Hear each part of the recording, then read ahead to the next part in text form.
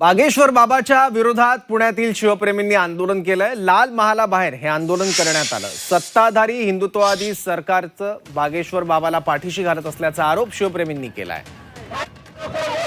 छत्रपती शिवाजी महाराज की जय।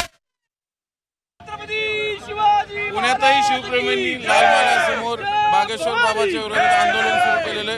काय भूमिका आहे, कशासाठी आंदोलन? बागेश्वर महाराज हा भोंदू बाबा आहे आणि महाराष्ट्राला लागलेलं एक ग्रहण आहे। याआधी सुद्धा त्यांनी जगद्गुरू संत तुकाराम महाराज यांच्याविषयी असंच अवमानकारक उद्गार केले होते, परंतु त्यावेळेस त्यांनी वेळ मारून नेली। आज मुख्यमंत्र्यांसमोर सुद्धा जर ते असे बोलत असतील तर मुख्यमंत्र्यांची याला मुखसंमती होती का, असा आमचा प्रश्न आहे। आजपर्यंत आम्ही सांगत होतो की आमचा संयम आहे, आमचा संयम आहे, तो सुटू देऊ नका, परंतु आज कुठेतरी आमचा संयम सुटायला लागलाय।